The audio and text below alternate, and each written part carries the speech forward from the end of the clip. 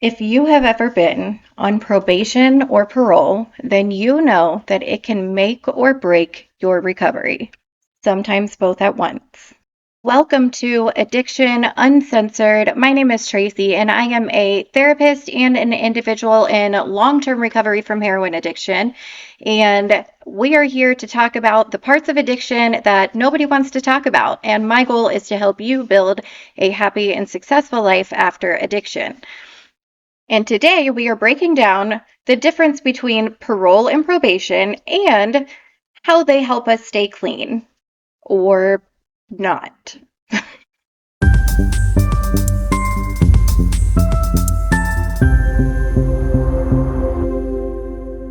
If you are new here, please hit subscribe, follow, like, comment, share, all the things. Each week we talk real life recovery, not the polished version. And I've got big plans, and I could really use some support. Just saying. If you would like to check me out on any other platforms, I am on Instagram, I'm on Facebook a little bit. And if you are interested in receiving therapy or working with me in other ways, you can check out my services and my website at myinnerworkshop.com.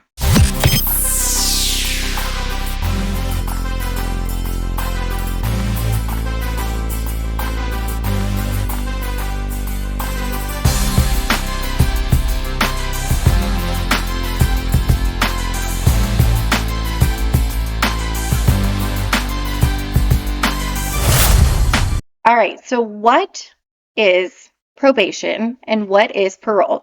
Put simply, probation is essentially an alternative to jail.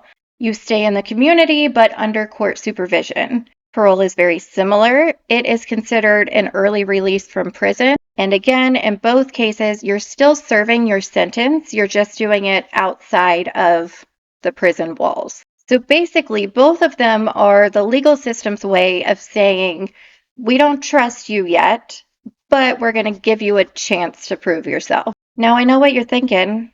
What does this old lady therapist know about probation? So real quick, I'm just going to share with you where my knowledge comes from here, what my source is.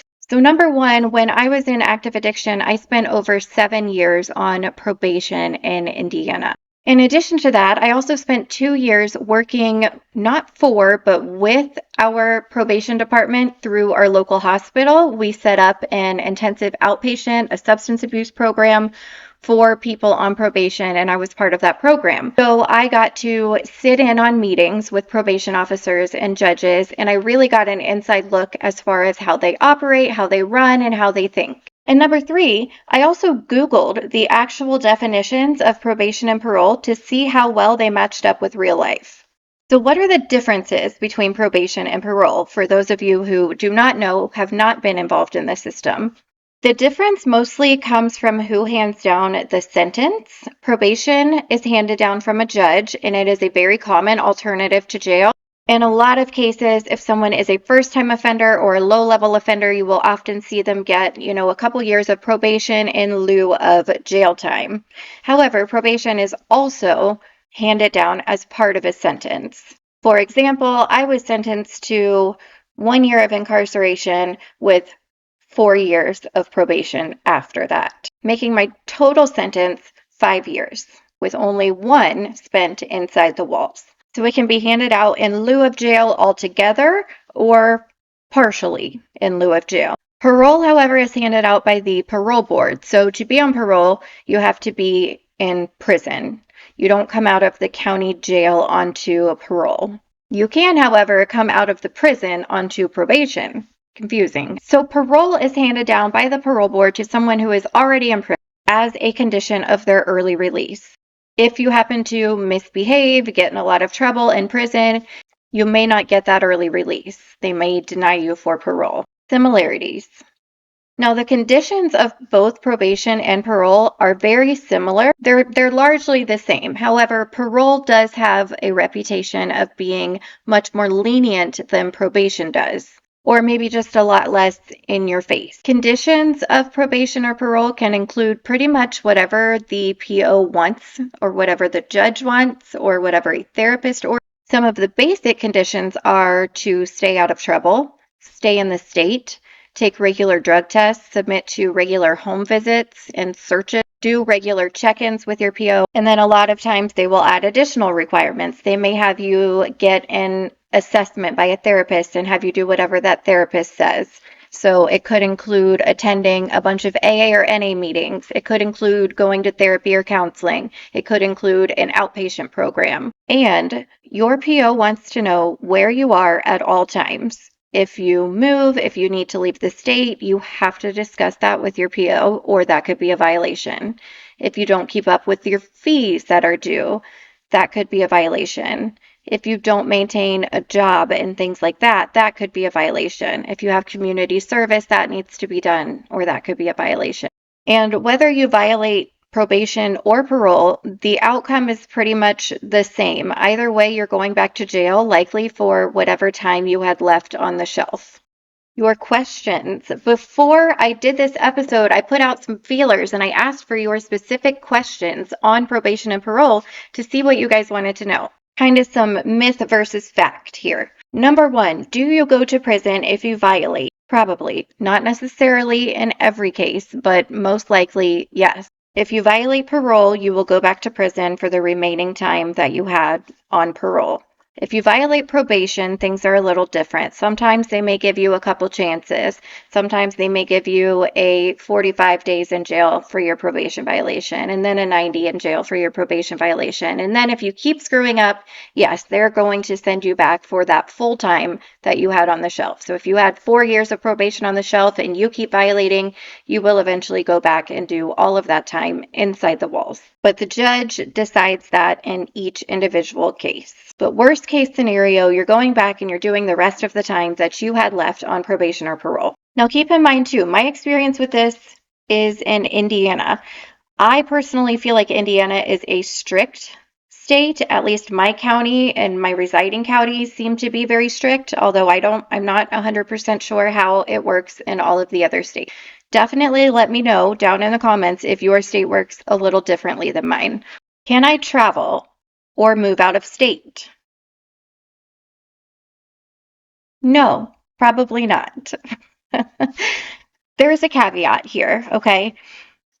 If you need to move out of state, you can have your probation or parole transferred. It is a process that you have to go through with your PO, and you absolutely have to let them know. If you move out of state and do not inform them, they're going to violate you.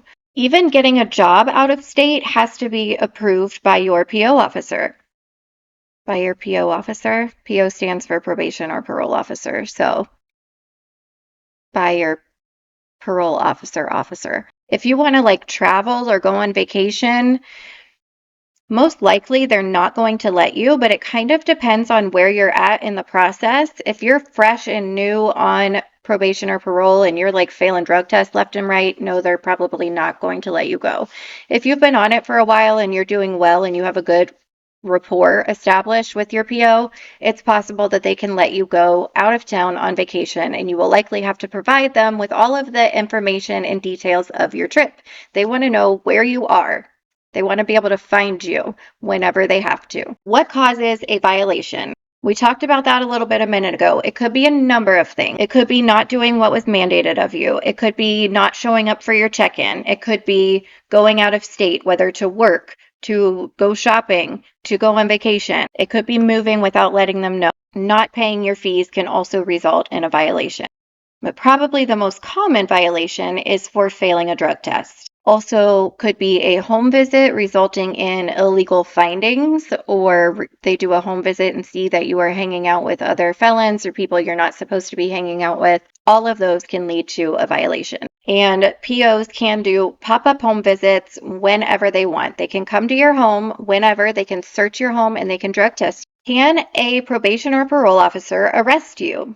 No, not personally, anyway. A probation or a parole officer does have to file with the judge for an arrest, so they can, which the judge pretty much always sides with them, so they can order an arrest. However, they cannot personally arrest you.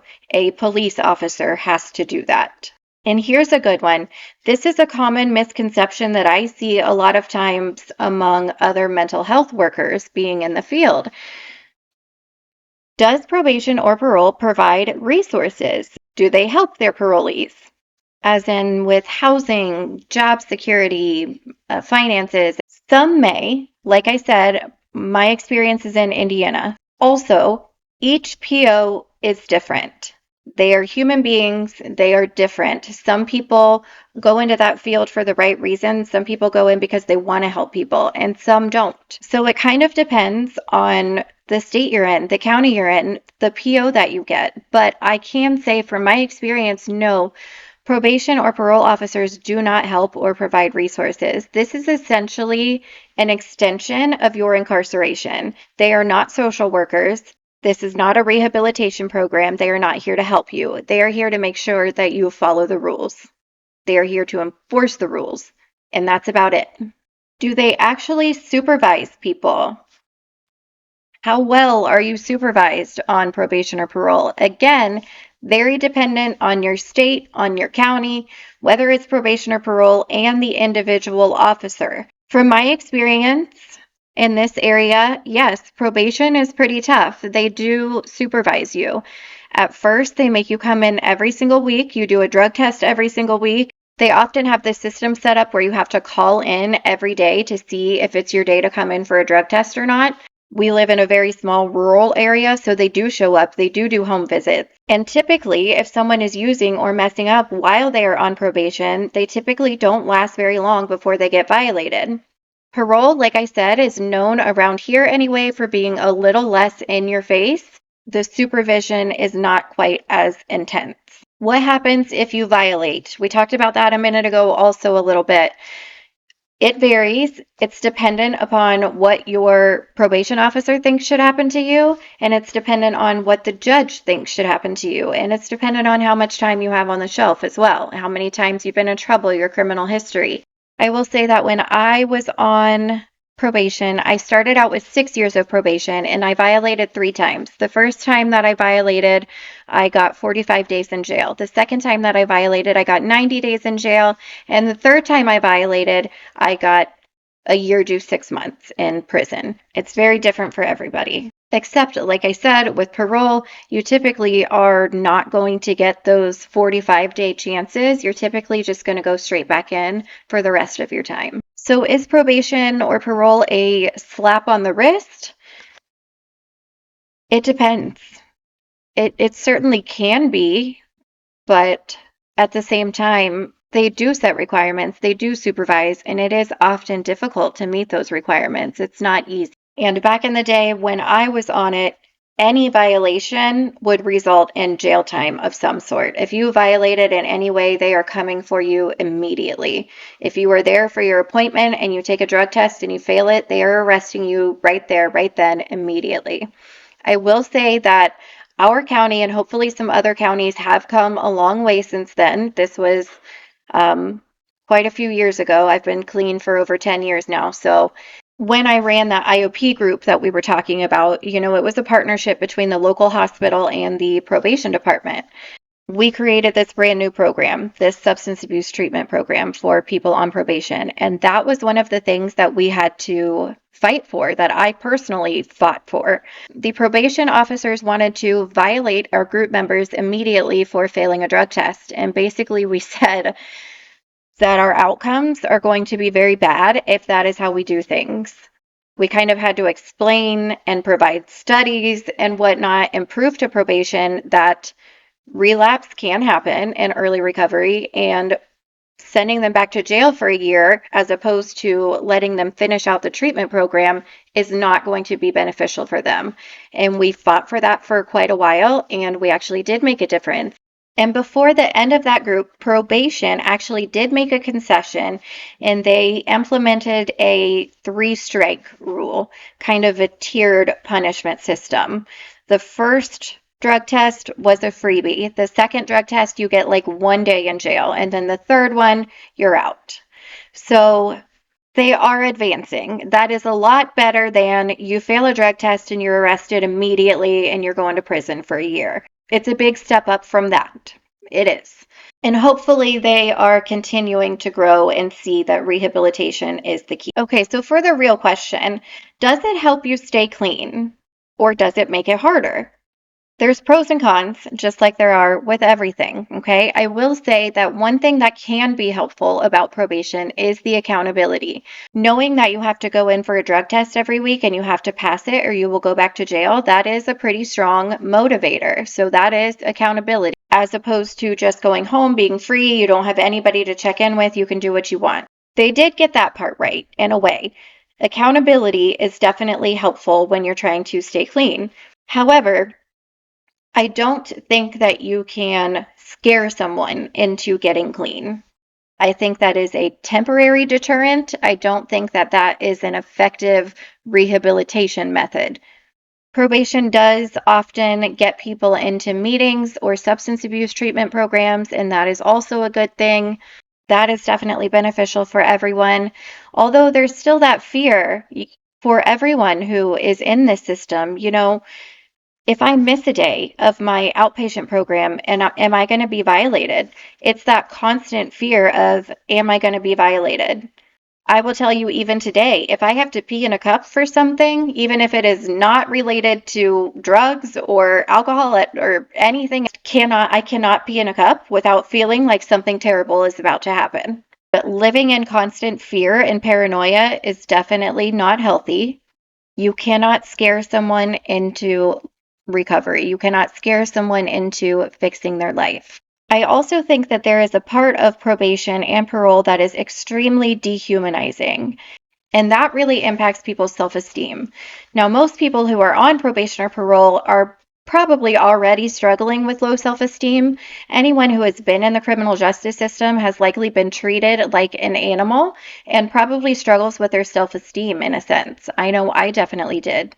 Being a grown adult and having another adult tell you what to do, tell you what you can and can't do, make you pee in a cup and literally watch you pee. They see you naked, they watch you pee. They can come into your house whenever they want, they can go through all of your things.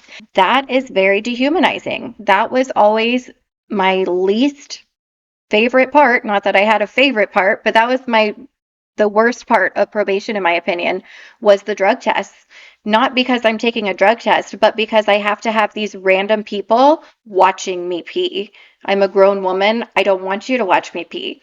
And with men, they're supposed to get a male or a female, to coincide with your gender, but that's not always the case. I know many cases in which men were drug tested while women watched them, and I don't think that that is appropriate at all. Again, very dehumanizing. Not only are you living in constant fear and paranoia, but you're also breaking down self-esteem. So both of those are not really helping with the whole staying clean thing. There can also sometimes be some unrealistic expectations. And I think the fact that they set these expectations but don't provide any assistance in reaching them is a problem. Like I said, they don't really help with housing or jobs or things like that. But they will take your driver's license. They will give you a felony so that it becomes very difficult to find a job.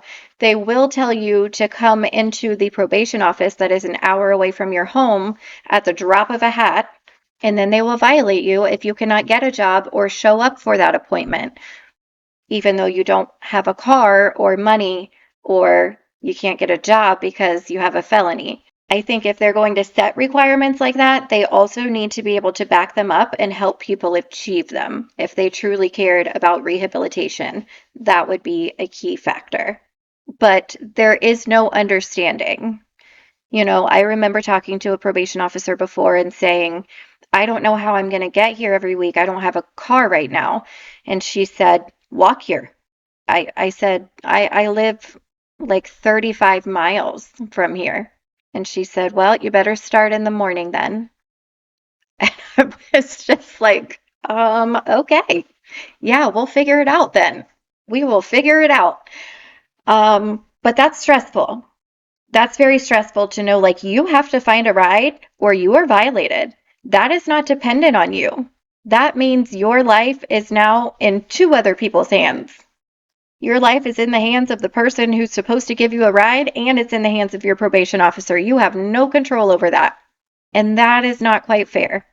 And that certainly does not help rehabilitate. I have seen many, many people relapse, myself included, not because they wanted to, but because the system set them up to fail. Like I said, there has been a lot of changes. There has been a lot of improvement over the years, but we still have a long way to go. So all in all, parts of probation are helpful for sobriety, sure. If you're ready for that, if you have a strong mindset and a good support system, then yes, that can be helpful. But if you're not, it's kind of just another stressor.